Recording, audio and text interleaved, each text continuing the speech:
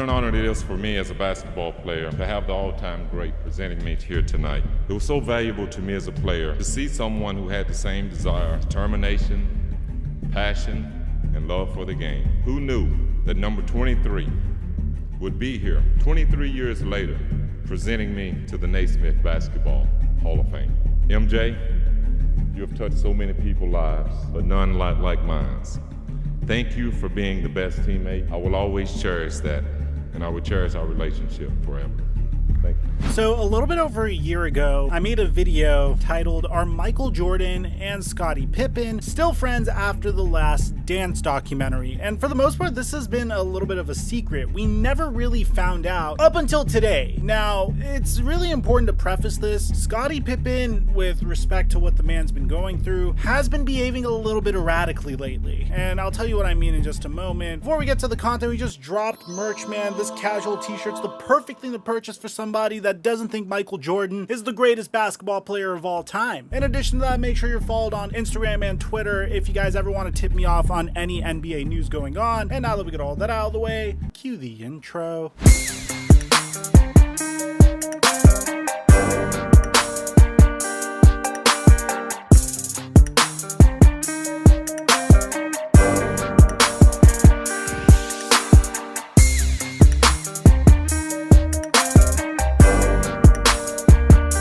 Mic check 1 2 1 2. What's going on, everybody? There's been a lot of things that have gone on in Scottie Pippen's life since the last time this man has entered the public eye. And if we want to go from least recent to most recent, probably the most famous thing that happened to Scottie Pippen over the past year is unfortunately pertaining to his personal life with Larsa Pippen. Now, we've made videos on Larsa Pippen and Scottie Pippen both on this channel and on Flight Mike TV, but for the most part, what went down is Larsa Pippen was spotted pretty much having an affair with Malik Beasley. It was a very controversial situation. Malik Beasley's wife at the time decided to divorce him, and then shortly after, per TMZ, Larsa and Scottie decided to dissolve their marriage, and although they are no longer married, Larsa remains hopeful that she and Scottie will do what's best for their 4 beautiful children and jointly raise them with love and respect. She would like to thank everybody for their understanding and kindly ask for privacy from the media during this difficult time of transition for her and her family. My brother Jamari likes to call Larsa Pippen the queen of the streets, but that's one of the many things that went down for Scottie Pippen. So imagine getting divorced from your wife of almost 20 years, all this going down in the midst of a global pandemic, also while the Last Dance documentary just recently dropped. Then on June 25th, 2021, we heard of Scottie Pippen pretty much throwing shade at Kevin Durant, saying Kevin Durant, as great as his offense was, it turned out to be his own worst enemy because he didn't know how to play team basketball. He kept trying to go punch for punch. This was right when Kevin Durant lost to the Milwaukee Bucks, and to be honest, for the most part, I think he was right here. But then he starts bringing LeBron James into the picture, and this definitely is a great way to get under Kevin Durant's skin, saying, have you ever seen LeBron take a shot like that? He ain't gonna take that shot. He's gonna be smarter. He's gonna force a double. That's what KD wasn't able to do. Now, Scottie continued to say that KD can score better than LeBron, but has he surpassed LeBron? Nah. He tried to beat Milwaukee instead of utilizing his team. You see what I'm saying? And LeBron would have figured out how to beat them and wouldn't have been exhausted, and he may not have taken the last shot. LeBron ain't KD, and KD ain't LeBron. We made a video on this as well. Kevin Durant did clap back at Scottie Pippen, but a few days later, this is where things get a little wild to me. And I'm gonna try to tread carefully here because I wasn't there and I don't know the individual. But Scottie Pippen would then accuse his head coach, which he won 6 championships with, Phil Jackson, of being racist. And this occurred on the Dan Patrick show. Dan Patrick would say, by saying it was a racial move, then you're calling Phil Jackson a racist. Pippen says, I don't have a problem with that. Dan Patrick said, do you think Phil was? And then Pippen said, oh yeah. And this pertained to the 1994 playoff game between the Bulls and the Knicks when the score was tied with 102, and Scottie Pippen refused to enter the game coming out of a timeout. Pippen stayed on the bench in protest because Phil Jackson elected to draw up the Bulls' last second play for Tony Kukoc instead of him, and Kukoc went on to make the game-winning jumper. And Pippen said that he felt like this was an opportunity to give Tony Kukoc a rise. It was was a racial move to give him a rise. After all I've been through with this organization, now you're gonna tell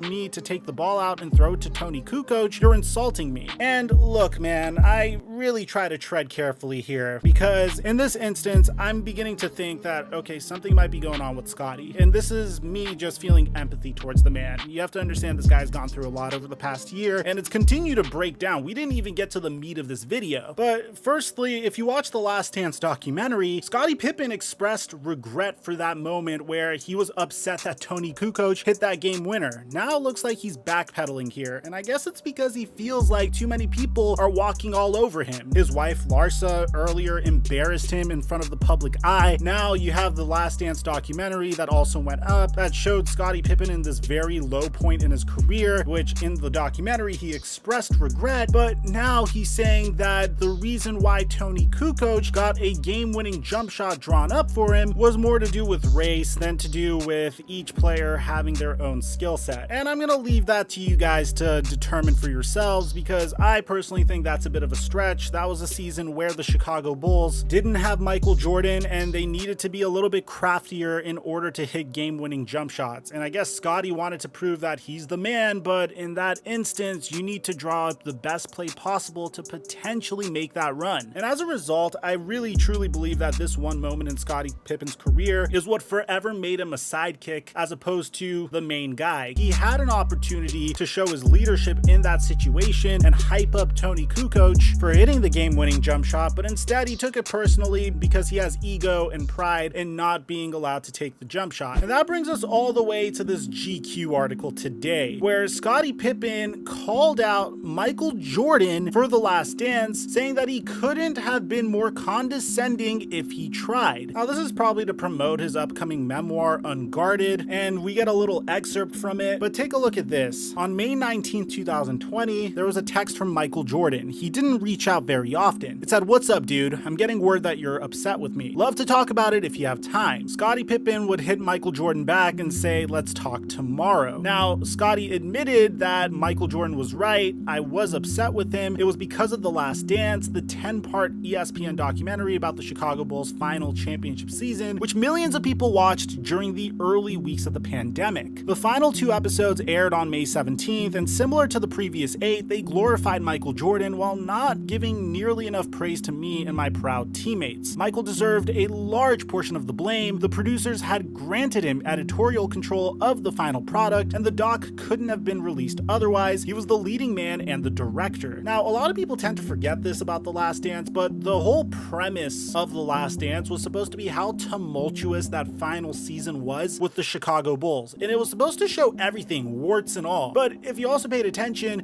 there was some information given out that was kind of unnecessary. Stuff like the origin of Michael Jordan and what inspired him. Stuff like Michael Jordan's biography. Stuff like Michael Jordan when he was first drafted to the Chicago Bulls and how they were a traveling cocaine circus. And there was a lot more just centered around Michael Jordan than the entire team. Now, Scottie admits that he had expected much more, and when I was first told about it over a year earlier, I couldn't wait to tune in, knowing it would feature rare footage. But the problem was, according to Scottie, that Michael Jordan was determined to prove to the current generation of fans that he was larger than life during his day, and still larger than LeBron James, the player many consider his equal, if not superior. So Michael presented his story and not the story of The Last Dance as our coach, Phil Jackson, built the 1997-98 season once it became obvious that the two Jerrys were intent on breaking up the gang no matter what happened. ESPN would send links to Scottie Pippen for the first 8 episodes a couple weeks in advance, and as he watched the documentary at home in SoCal with his 3 teenage boys, he couldn't believe his eyes. Now, these are some of the scenes that pissed off Scottie Pippen in the first episode. Michael Jordan, a freshman at the University of North Carolina, hitting the game-winning shot against the Georgetown Hoyas in the 1982 NCAA championship game. Michael being drafted 3rd by the Chicago Bulls in 1984 behind Hakeem Olajuwon and Sam Bowie, talking about his hopes of turning the franchise around. Michael leading the Bulls to a comeback triumph over the Milwaukee Bucks in just his 3rd game. So there's a theme here. Scottie was upset about how this documentary centered around Michael Jordan as opposed to what it was supposed to be about, the 97-98 Chicago Bulls. Now, in the 2nd episode, there was a focus on Scottie Pippen's difficult upbringing and unlikely path to the NBA, but the narrative returned to Michael Jordan and his determination to win. I was nothing nothing more than a prop. His best teammate of all time, he called me, and he couldn't have been more condescending if he tried. On second thought, I couldn't believe my eyes. A lot of time around the man,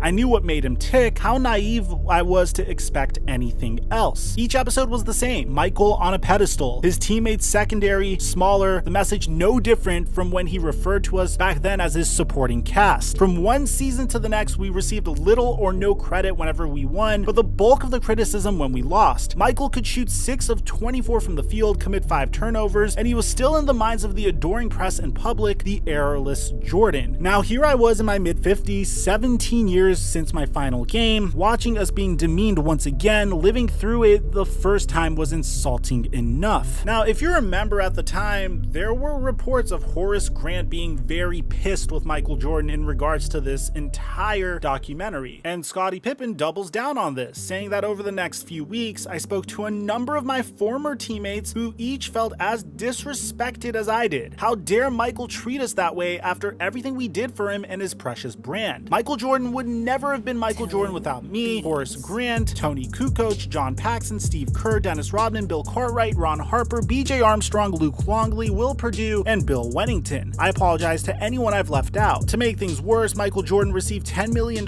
for his role in the doc, while my teammates and I didn't earn a single dime. Another reminder of the pecking order from the old days. For an entire season, we allowed cameras into the sanctity of our locker rooms, our practices, our hotels, our huddles, and our lives. Pippen goes on to explain that John Paxson would send him a text saying that, "I want you to know I respected everything about you as a teammate. Narratives can be told, but I rely on my real experiences. I watched you grow from a rookie to a pro. Don't let others, including the media, define you. You are successful and valued, and I have always felt lucky to be your teammate." Eventually, Scottie begins to talk about how he feels towards John Paxson and how he felt like he was the Chicago Bulls mascot in 2010 when he was a glorified scout. Pretty much, man, this entire article goes in on how Scottie Pippen feels about the Chicago Bulls and on how he feels about Michael Jordan. Personally, I don't know. I could understand it being very frustrating to be Michael Jordan's sidekick, and I could really see how he's egocentric. I could also see how he's trying to prove to the younger generation that he was bigger than LeBron James back in his day. And to be honest, I also believe that, because as remarkable as LeBron James is, Michael Jordan took a sport and elevated it to a different stratosphere. And I can see how this all bothers Scottie Pippen, and I'm looking forward to seeing Michael Jordan's response if we even get one. Let me know in the comment section down below what you guys think about all this. Are you on Team Scottie or Team Michael? Aside from that, I'm your boy Mike, and I'm dropping our mic until our next upload.